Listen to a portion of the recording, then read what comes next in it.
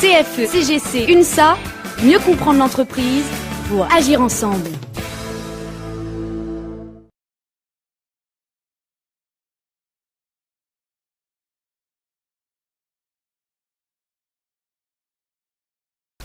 Un deuxième point quand même qui est arrivé au cours de l'été qui a été éminemment sympathique, ça s'appelle la nouvelle taxe dans la loi de finances rectificative.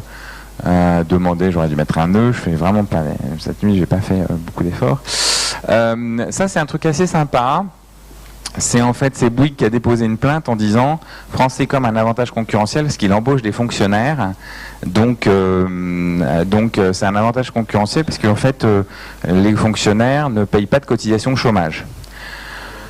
Donc ne payant pas de cotisation chômage, ils ont porté plainte à Bruxelles.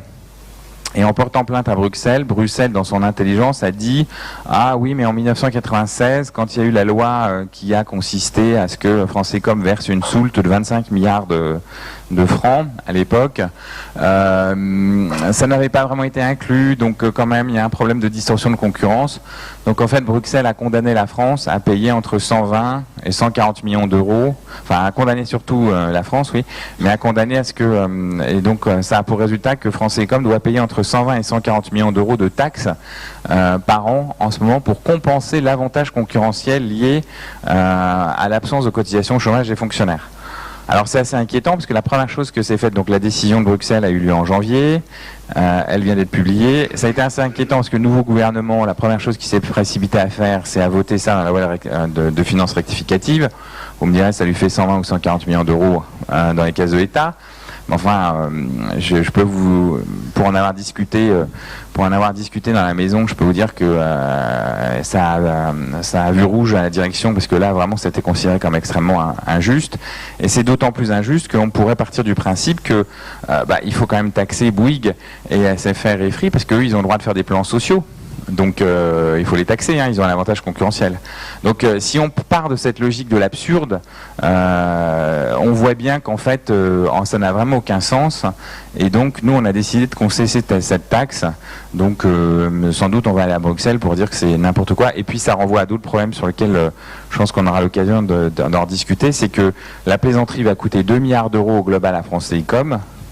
Parce qu'évidemment ça va perdurer pendant un certain nombre d'années et que ces 2 milliards d'euros ça fait 12 milliards de francs, enfin, ou 13 milliards et que théoriquement on avait payé la soulte de 25 milliards de francs en 96, donc venir quelques années après réclamer de nouveau la moitié de la somme qu'on avait payée, c'est un peu halluciné. Donc ça pose des problèmes de la loyauté de l'introduction en bourse, ça va peser sur le cours de bourse de vos petites actions si vous en reste encore. Donc c'est vraiment une taxe injuste et c'est vraiment de la marge pure qui est piquée à la boîte, vraiment sans contrepartie. Mais c'est le dogme néolibéral et donc alors évidemment on s'en est plaint, donc je crois qu'on a écrit à Moscovici qui nous a dit que c'était pas nous, que c'était pas lui, que c'était le branchu, et puis le branchu nous a répondu qu'en fait c'était pas elle, que c'était Montebourg. Sincèrement, soit il y a trop de ministres, soit il n'y en a qu'un seul qui est responsable, c'est le Premier ministre.